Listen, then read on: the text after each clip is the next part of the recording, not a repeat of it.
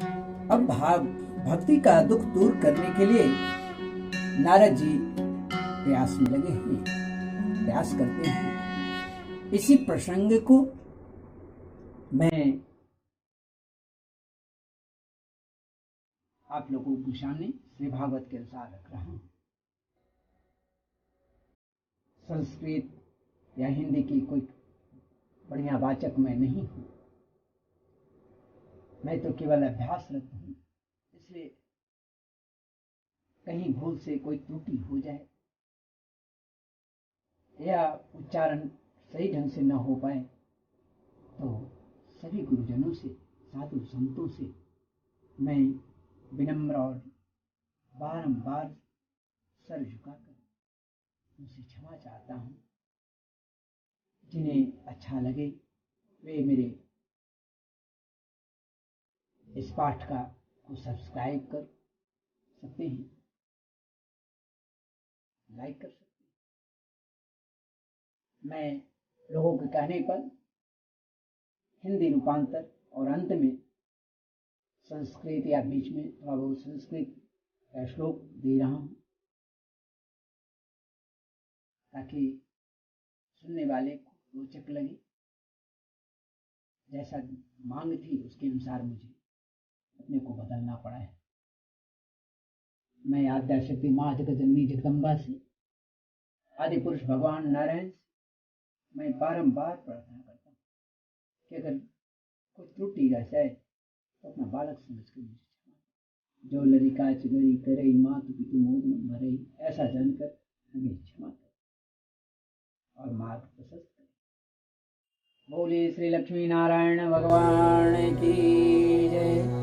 आद्याशक्ति माँ जगतजननी की जय। अथ द्वितीयोऽध्याय। भक्ति का दुख दूर करने के लिए नारद जी का उद्योग।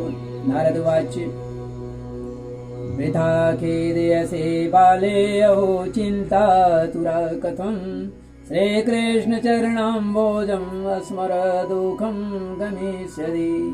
द्रौपदी च परित्राता येन कौरवकस्मलात् पालिता गोपसुन्दर्या स कृष्ण क्वापि नो गतः। तं तु भक्तिप्रिया तस्य सततं प्राणतोऽधिका त्वयाहूतस्तु भगवान् याति च गृहेष्वपि। सत्यादि त्रियुगे बोध वैराग्यो मुक्ति साधको कलौ तु केवला भक्तिर्ब्रह्म सायुज्यकारिणी। इति निश्चित्य चिद्रूपः सद्रूपां त्वां ससर्जः परमानन्दचिन्मूर्ति सुन्दरी कृष्ण वल्लभाम्। नारद जी ने कहा कि बाले तुम व्यर्थ ही अपने को क्यों खेद में डाल रही है। जब भक्ति भगवान नारद को प्रणाम करती है, जब ये कहती है कि आप ब्रह्मा के पुत्र हैं और आपके दर्शन से ही सारे पाप का नाश हो जाता है, ऐसा से वह जब अंतिम में प्रणाम करती है तो नारद जी कहते हैं कि बाले तुम व्यर्थ ही चिंता अपने को क्यों खेद में डाल रही हो। अरे तुम इतनी चिंतातुर क्यों। भगवान जो है श्री कृष्ण के चरण कमलों का चिंतन करो, उनकी कृपा से तुम्हारा सारा दुख दूर हो जाएगा।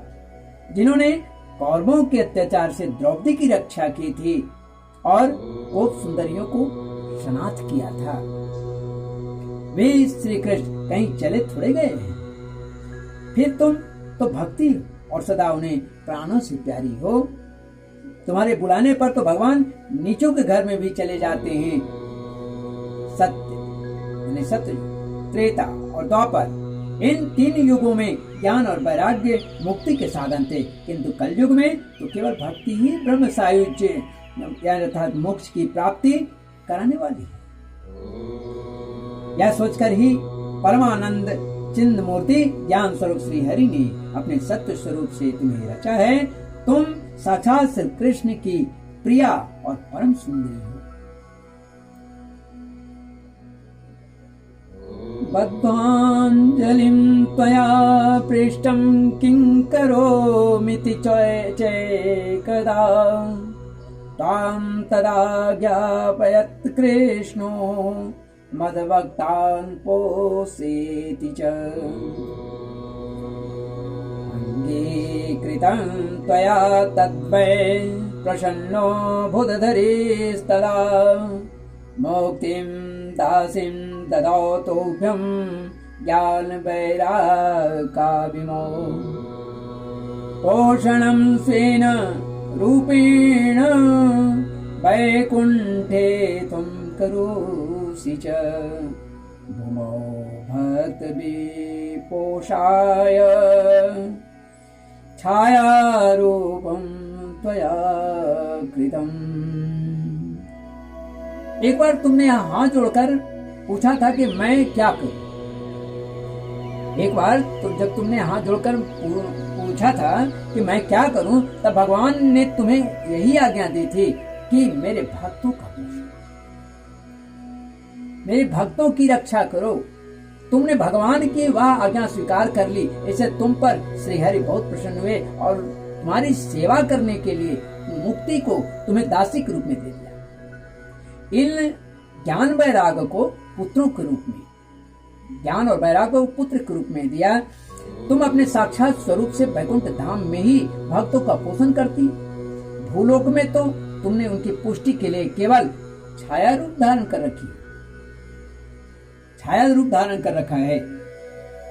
तब तुम मुक्ति, ज्ञान और वैराग के साथ के लिए पृथ्वी तल पर आई और सतयुग से द्वापर पर्यंत बड़े आनंद से रही। कलयुग में तुम्हारी दासी मुक्ति पाखंड रूप रोग से पीड़ित होकर छिन्न होने लगी थी। इसीलिए वह तो तुरंत ही तुम्हारी आज्ञा से वैकुंठ लोक को चली गई। इस लोक में भी तुम्हारे स्मरण करने से ही वह आती है और फिर चली जाती है। किंतु इन ज्ञान वैराग को तुमने पुत्र मानकर अपने पास ही रख छोड़ा है। फिर भी कलयुग में इनकी उपेक्षा होने के कारण तुम्हारी ये पुत्र उत्साहहीन और वृद्ध हो गए हैं। फिर भी तुम चिंता न करो, मैं इनके नव जीवन का उपाय सोचता हूँ। हे सुमुखी, कलि के समान कोई भी युग नहीं है। इस युग में मैं तुम्हें घर घर में प्रत्येक पुरुष के हृदय में स्थापित कर दूंगा, बैठा दूंगा। देखो, अन्य सब धर्मों को दबाकर और भक्ति विषयक महोत्सवों को आगे रखकर यदि मैंने लोक में तुम्हारा प्रचार नहीं किया तो मैं श्री हरि का दास नहीं। इस कलयुग में जो जीव तुमसे युक्त होंगे वे पापी होने पर भी बेखटके भगवान श्री कृष्ण के अवैध धाम को प्राप्त होंगे। जिनके हृदय में निरंतर प्रेम रूपिणी भक्ति निवास करती है, वे शुद्धांत करण पुरुष स्वप्न में भी यमराज को नहीं देखते। जिनके हृदय में भक्ति महारानी का निवास है, उन्हें प्रेत, पिशाच, राक्षस या दैत्य आदि स्पर्श करने में भी समर्थ नहीं हो सकते हैं। तप, वेदाध्ययन, ज्ञान और कर्म आदि किसी भी साधन से भगवान बस में नहीं किए जा सकते। ये केवल भक्ति से ही भक्ति के वंशीभूत होकर के केवल भक्ति से ही वंशीभूत होते हैं। इसमें श्री गोपीजन प्रमाण है। मनुष्यों का सहस्त्रों जन्म के पुण्य प्रताप से भक्ति में अनुराग होता है। कलयुग में केवल भक्ति ही सार है। भक्ति से तो साक्षात श्री कृष्ण चंद्र सामने उपस्थित हो जाते हैं। बोलिए श्री कृष्ण चंद्र भगवान की जय। जो लोग भक्ति से द्रोह करते हैं वे तीनों लोकों में दुख पाते हैं। पूर्व काल में भक्त का तिरस्कार करने वाले दुर्वासा ऋषि को बहुत कष्ट उठाना पड़ा था, बड़ा कष्ट उठाना पड़ा था। बस व्रत, तीर्थ, योग, यज्ञ और ज्ञान चर्चा आदि बहुत सी साधनों की कोई आवश्यकता नहीं है। एकमात्र भक्ति ही मुक्ति देने वाली है। सूत जी कहते हैं, इस प्रकार नारद जी के निर्णय किए हुए अपने महात्म्य को सुनकर भक्ति के सारे अंग पुष्ट हो गए और वे उनसे कहने लगी। भक्ति ने कहा, ओ नारद धन्यो से प्रीतिस्ते मयि निश्चला न कदाचिद् विमुञ्चामि चित्ते स्थास्यामि सर्वदा कृपालुना त्वया साधु मदवादाध्वंसिता जनान् पुत्रयोश्चेतना नास्ति ततो बोधय बोधय। भक्ति ने कहा कि हे नारद जी, आप धन्य हैं, आपके मुझ में निश्चल प्रीति है, मैं सदा आपके हृदय में रहूंगी, कभी आपको छोड़कर नहीं जाऊंगी। साधो, आप बड़े कृपालु हैं, आपने क्षण भर में ही मेरा सारा दुख दूर कर दिया है, किंतु अभी मेरे पुत्रों में चेतना नहीं आई है, आप इन्हें शीघ्र ही सचेत कर दीजिए, जगा दीजिए। तब सूजी ने कहा, सूजी कहते हैं कि भक्ति के वचन सुनकर नारद जी को बड़ी करुणा आई, बड़ा दया आया, और वे उनसे हाथ से हिला डुला कर जगाने लगे। तस्या वच समाकर्ण्यं कारुण्यं नारदो गतः तयोर्मोदनमाने मे कराग्रेण विवर्धयम्। फिर उनके कानों के पास मुंह लगाकर जोर से कहा, ओ ज्ञान जल्दी जग पड़ो, ओ बैराग जल्दी जग पड़ो। फिर उन्होंने वेदध्वनि, वेदांत घोष और बार बार गीता पाठ करके उन्हें जगाया। इससे वे जैसे तैसे बहुत जोर लगाकर उठी, किंतु आलस्य के कारण वे दोनों जम्हाई लेते रहे, नेत्र उघाड़ कर देख भी नहीं सके। उनके बाल बगुले की तरह सफेद हो गए थे, उनके अंग प्राय सूखे काठ के समान निस्तेज और कठोर हो गए थे। इस प्रकार भूख प्यास के मारे अत्यंत दुर्बल होने के कारण उन्हें फिर सोते देख नारद जी को बड़ी चिंता हुई और वह सोचने लगे, अब मुझे क्या करना चाहिए। उनकी यह नींद और इससे भी बढ़कर इनकी वृद्धावस्था कैसे दूर। शौनक जी इस प्रकार चिंता करते करते वे भगवान का स्मरण करने लगे। उसी समय यह आकाशवाणी हुई, मुनि खेद मत करो, तुम्हारा यह उद्योग निसंदेह सफल होगा। देवर्षि, इनके लिए तुम एक सत्कर्म करो, वह कर्म तुम्हें संत शिरोमणि महानुभाव बताएंगे। उस सत्कर्म का अनुष्ठान करते ही क्षण भर में इनकी नींद और वृद्धावस्था चली जाएगी तथा सर्वत्र भक्ति का प्रसार हो। यह आकाशवाणी वहां सभी को साफ साफ सुनाई दी। इससे नारद जी को बड़ा विस्मय हुआ और वे कहने लगे, मुझे तो इसका कुछ आशय समझ में नहीं आया। नारद जी बोले, इस आकाशवाणी ने भी गुप्त रूप में ही बात कही है, यह नहीं बताया कि वह कौन सा साधन किया जाए जिससे इसका कार्य सिद्ध हो। वे संत न जाने कहाँ मिलेंगे और किस प्रकार साधन को बताएंगे। अब आकाशवाणी ने जो कुछ कहा है उसके अनुसार मुझे क्या करना चाहिए। तब सूजी कहते हैं, शौनक जी जब तब ज्ञान वैराग्य दोनों को वहीं छोड़कर नारद मुनि वहां से चल पड़े और प्रत्येक तीर्थ में जा जाकर मार्ग में मिलने वाले मुनीश्वरों को वह साधन पूछने लगे जो आकाशवाणी में बतलाया गया था। उनकी उस बात को सुनते तो सब थे, किंतु उसके विषय में कुछ भी निश्चित करने में असमर्थ थे। वे कुछ भी निश्चित उत्तर नहीं देता। किन्हीं ने उसे असाध्य बताया, कोई बोले इसका ठीक ठीक पता लगाना ही कठिन, कोई सुनकर चुप रह गए और कोई तो अपनी अवज्ञा होने के भय से, अपना अपमान होने के भय से बात को टाल मटोल करके वहां से खिसक गए। तो लोग में महान आश्चर्यजनक हाहाकार मच गया। लोग आपस में काना फूसी करने लगे। भाई, जब वेदवाणी वेदांत घोष और बार बार गीता पाठ सुनाने पर भी भक्ति ज्ञान और वैराग्य ये तीनों नहीं गाए जा सके, तब और कोई उपाय नहीं है। स्वयं जोगीराज नारद को भी जिसका ज्ञान नहीं है उसे दूसरे संसारी लोग कैसे बता सकते हैं। इस प्रकार जिन जिन ऋषियों से इसके विषय में पूछा गया उन्होंने निर्णय करके यही कहा कि यह बात दुसाध्य है, यह बहुत कठिन है, साधने योग्य नहीं है। तब नारद जी बहुत चिंतातुर हुए और बद्री वन में आए। ज्ञान वैराग्य को जगाने के लिए वहां उन्होंने यह निश्चय किया कि मैं तप करूं। इसी समय उन्हें अपने सामने करोड़ों सूर्यों के समान तेजस्वी सनकादि मुनीश्वर दिखाई दिए। उन्हें देखकर मुनिश्रेष्ठ कहने लगे। नारद जी ने कहा, महात्माओं, इस समय बड़े भाग्य से मेरा आप लोगों के साथ समागम हुआ है। आप मुझ पर कृपा करके शीघ्र वह साधन बताइए। आप सभी लोग बड़े योगी, बुद्धिमान और विद्वान हैं। आप देखने में 5-5 वर्ष के बालक से जान पड़ते हैं, किंतु हैं पूर्वजों के भी पूर्वज। आप लोग सदा वैकुंठ धाम में निवास करते हैं, निरंतर हरि कीर्तन में लगे रहते हैं, तत्पर रहते हैं।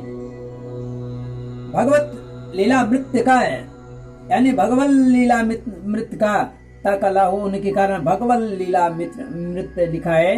भगवत लीला मृत्तिका रसास्वादन का सदा उसी में उन्मत्त रहते हैं और एकमात्र भगवत कथा ही आपके जीवन का आधार है। हरि शरणम, भगवान ही हमारे रक्षक हैं। इस मंत्र सदा आपके मुख में रहता है। इसी से काल प्रेरित वृद्धावस्था भी आपको बाधा नहीं पहुंचाती। और काल में आपके भ्रूभंग मात्र से भगवान विष्णु के द्वारपाल जय और विजय तुरंत पृथ्वी पर गिर गए थे और फिर आपकी ही कृपा से वे पुनः वैकुंठ लोक पहुंच गए। धन्य है, इस समय आपका दर्शन बड़े सौभाग्य से हुआ है। मैं बहुत दीन हूं। आप लोग स्वभाव से ही दयालु हैं, इसलिए मुझ पर आपको अवश्य कृपा करनी चाहिए।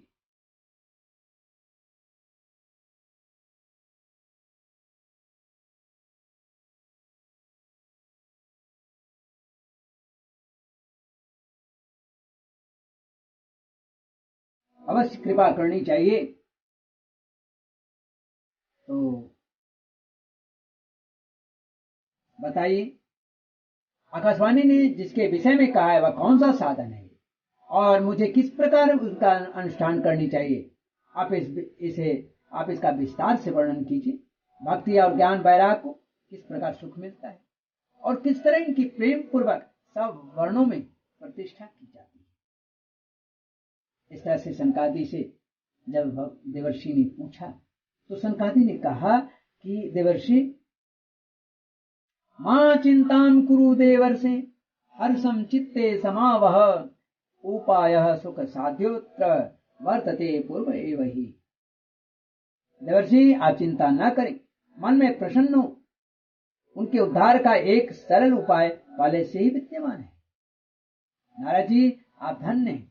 आप विरक्तों के शिरोमणि हैं, श्री कृष्ण दासों के शाश्वत पथ प्रदर्शक एवं भक्ति योग के भास्कर हैं। आप भक्ति के लिए जो उद्योग कर रहे हैं यह आपके लिए कोई आश्चर्य की बात नहीं है, समझनी चाहिए। यह आश्चर्य की बात नहीं समझनी चाहिए। भगवान के भक्त के लिए तो भक्ति की सम्यक स्थापना करना सदा ही उचित ही है। ऋषियों ने संसार में अनेकों मार्ग प्रकट किए हैं, किंतु वे सभी कष्ट साध्य हैं। परिणाम में प्रायः स्वर्ग की ही प्राप्ति कराने वाले हैं। अभी तक भगवान की प्राप्ति कराने वाला मार्ग तो गुप्त ही रहा है। उसका उपदेश करने वाला पुरुष प्राय भाग्य से ही मिलता है। आपको आकाशवाणी ने जिस सत्य कर्म का संकेत किया है उसे हम बतलाते हैं। आप प्रसन्न और समाहित चित्त होकर सुनिए।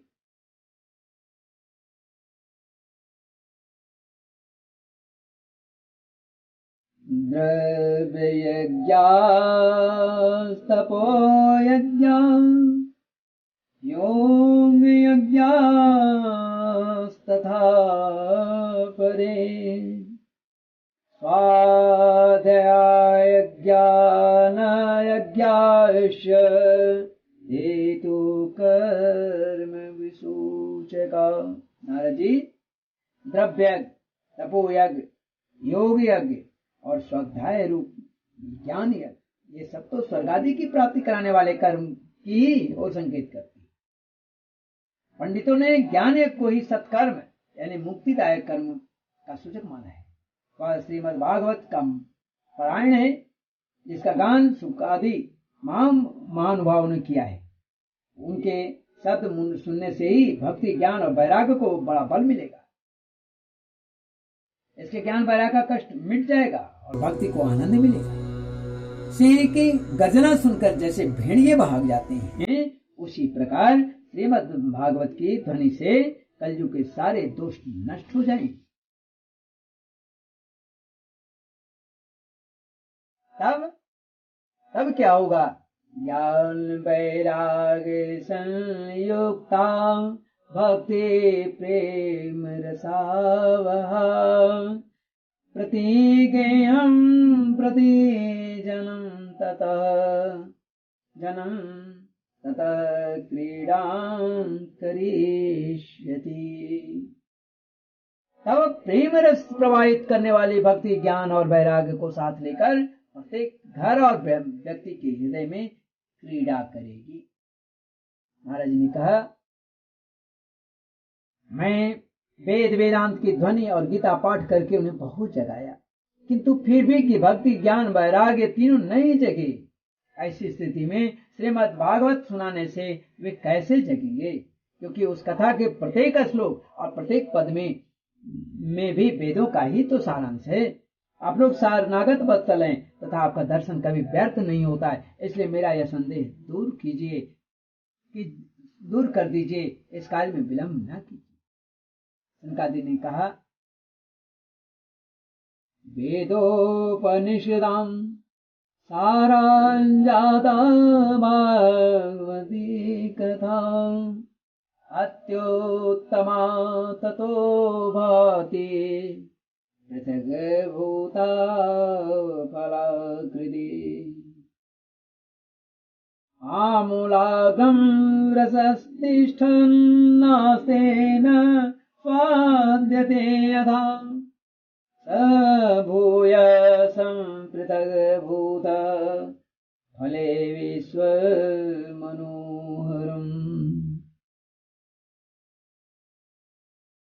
यथा दुग्धे स्थितं शरीर्वीर्ण स्वादायोपकल्पते पृथग्भूतं हि तद्गव्यं देवानां रसवर्धनम्। सनकादि ने कहा कि श्रीमद् भागवत की कथा वेद और उपनिषदों के सार से बनी है, इसलिए उनसे अलग उनकी फल रूपा होने के कारण वह बड़ी उत्तम जान पड़ती। जिस प्रकार रस वृक्ष की जड़ से लेकर शाखाग्र पर्यंत रहता है, किंतु उस स्थिति में उसका आस्वादन नहीं किया जा सकता, वही जब अलग होकर फल के रूप में आ जाता है, तब संसार में सभी को प्रिय लगने लगता है।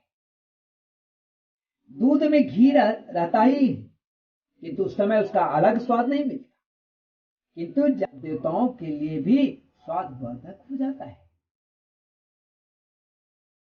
खाड़ ईख के ओर छोर और बीच में भी व्याप्त रहती है। वो जो है वह ईख के ओर छोर और बीच में भी व्याप्त रहती है, तथापि फिर भी अलग होने पर उसकी कुछ और ही मिठास होती है। ऐसे ही यह भागवत की कथा है। यह भागवत पुराण वेदों के समान है। श्री व्यास देव ने इसे भक्ति ज्ञान और वैराग्य स्थापना के लिए प्रकाशित किया है।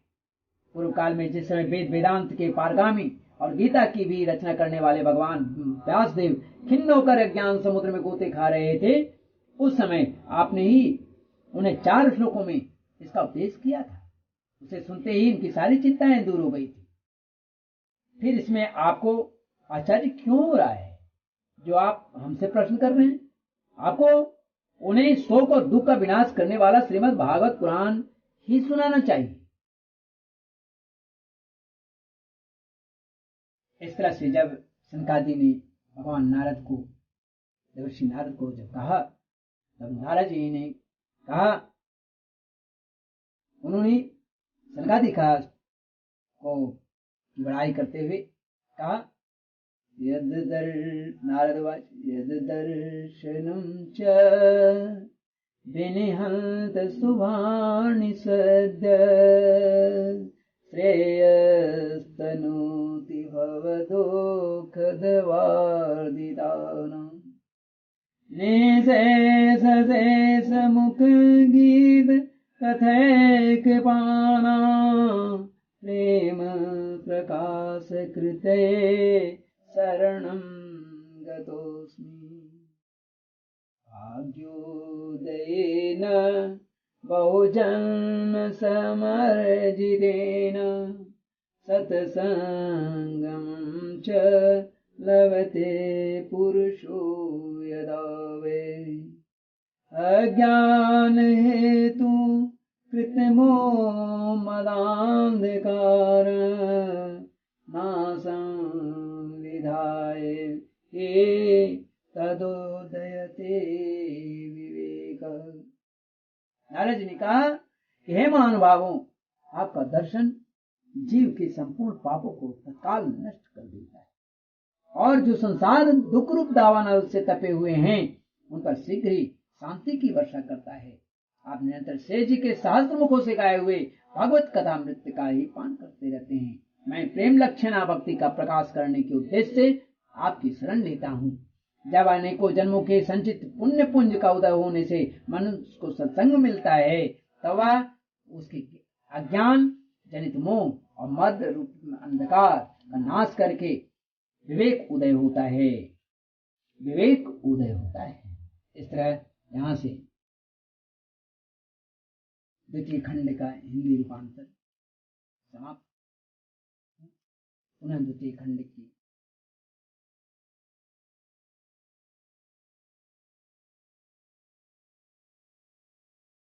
हिंदी रूपांतर समाप्त होता है 8वां श्लोक के बाद। नमः मुक्ति ज्ञानं विरक्तं च सकृत्वा गता भुवि कृतादि द्वापरस्यान्तम् आनन्देन संस्थिता कलो मुक्ति क्षयं प्राप्ता पाखण्डामय पीडिता त्वदाज्ञया गता शीघ्रं वैकुण्ठं पुनरेव सा अस्मृता त्वयापि चात्रैव मुक्तिरायाति याति च पुत्रीकृत्य त्वयिमो च पार्श्वे स्वसैव रक्षितौ उपेक्षातः कलौ मन्दौ वृद्धौ जातौ सुतौ तव तथापि चिन्तां मुञ्च त्वमुपायं चिन्तयाम्यहं कलिना सदृश कोऽपि योगो नास्ति वरानने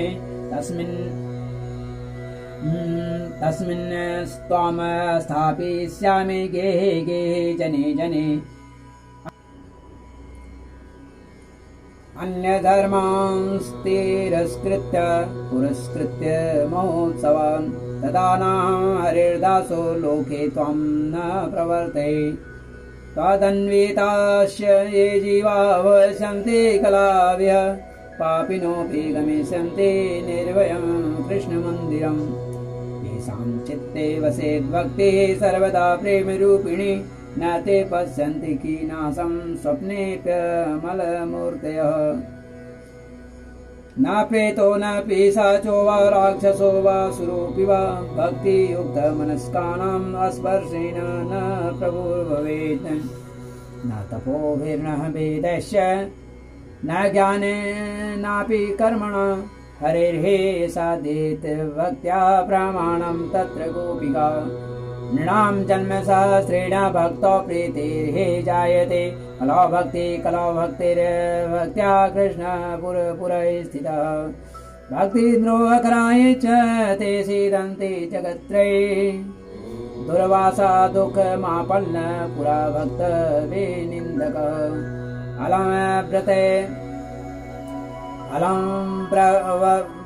अलम व्रतैरलं तीर्थैरलं योगैरलं मखै अलम ज्ञान कथालापैर्भक्तिरेकैव मुक्तिदाम् अलम व्रतैरलं तीर्थैरलं योगैरलं मखै अलम ज्ञान कथालापैर्भक्तिरेकैव मुक्तिदाम्।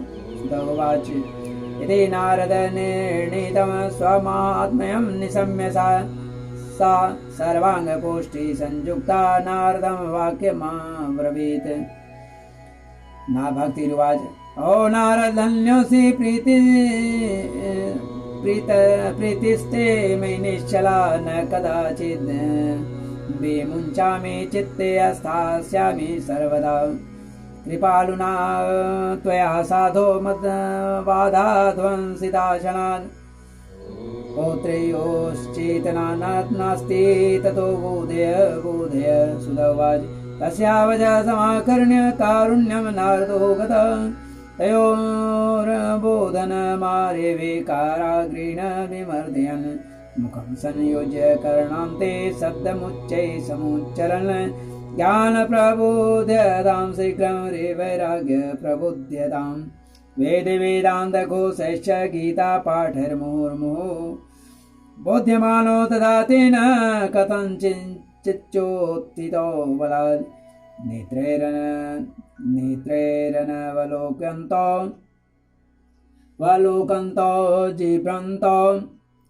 जिह्वन्तो सालसाबुभौ नेत्रैरनवलोकन्तो जिह्वन्तो सालसाबुभौ भगवत्पालितो प्राय सुखकाष्ठसमाङ्गकौ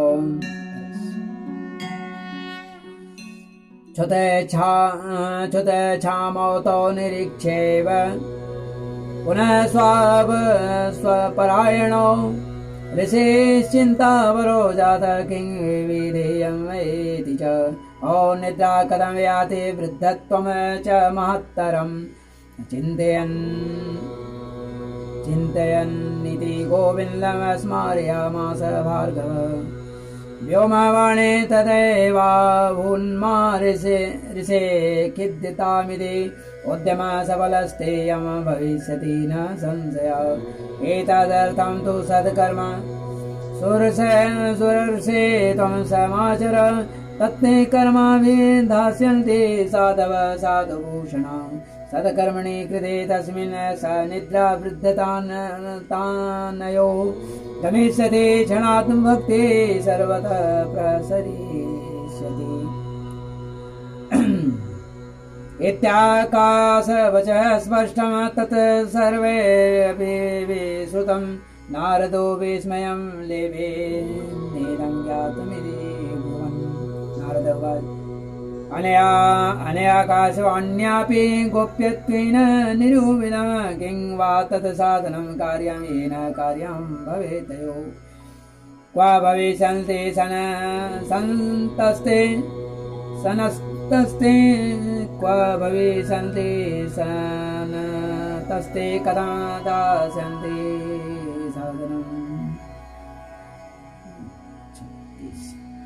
क्व भविष्यन्ति सन्तस्ते कथं दास्यन्ति साधनं मयात्र किं प्रकर्तव्यं यदुक्तं व्योमभासय सुत उवाच तत्र द्वावपि संस्थाप्य निर्गतो नारदो मुनिः तीर्थं विनिष्क्रम्य पृच्छन् मार्गे मुनीश्वरान् वृत्तान्तः श्रूयते सर्वे किञ्चिन्निश्चित्य नोच्यते असाध्यं केचन प्रोचुर्दुर्गेमिति च परे मुखे भूतास्तथान्ये तु कियन्तस्तु पलायिता मुखे भूतास्तथान्ये तु कियन्तस्तु पलायिता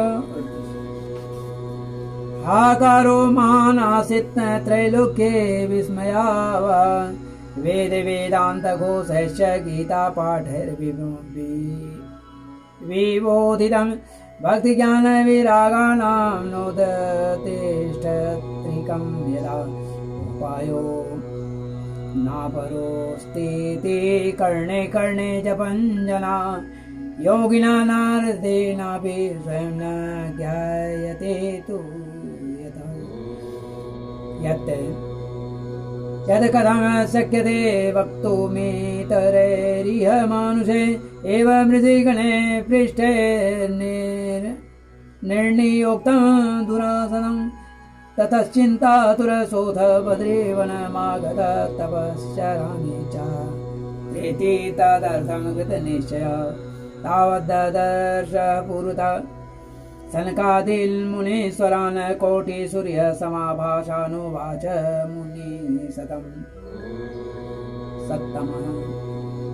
मुनि सत्तमः नारद उवाच इदानीं भूरि भाग्येन वदभे सङ्गमो वद कुमार ब्रुवतां शीघ्रं कृपां कृत्वा ममोपरि भवन्तो योगिनः सर्वे बुद्धिमन्तो बहु श्रुता पञ्चायन संयुक्ता पूर्वेशां विपूर्वजा सदा वैकुण्ठनिलया हरे कीर्तन तत्परा नीला लीलामृत रसोन्मत्ता कथा मात्रैकजीवन हरे शरणमेव हि लत्तमेषां मुखे वचः अतः कालसमादिष्टा जरायुष्मान्न बाधते येषां भ्रूभङ्गमात्रेण द्वारपालो हरे पुरा भूमौ निपतितो सद्यो यत् कृपात् पुरं गतौ औभाग्यस्य योगेन दर्शनं भवतामिह अनुग्रहस्तु कर्तव्यो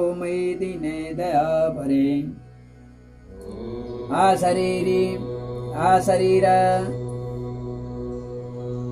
अशरीर गिरोक्तं यत्तत् किं साधनमुच्यताम् अनुष्ठेयं गतं तावद् ब्रुवन्तु सविस्तरम् भक्तिज्ञानविरागाणां सुखमुत्पद्यते कथम् अस्थापनं सर्ववर्णेषु प्रेमपूर्वं प्रयत्नतः कुमाराहुचु मा चिन्तां कुरुते वर्षे हर्षं चित्ते समावह उपाय सुखसाध्योऽत्र वर्तते पूर्वैव हि ओ नारदधन्योऽसि विरक्तानां शिरोमणि तदा श्रीकृष्णदासानां गृणीर्योगभास्कर तै चित्रं न मन्तव्यं भक्त्यर्थमनोवर्तिने घटते कृष्णदासस्य भक्ते संस्थापन तदा ऋषिभिर्बभो लोके बन्धान् प्रकटे कदा श्रमसाध्याश्चिते सर्वे प्रायः स्वर्गफलप्रदा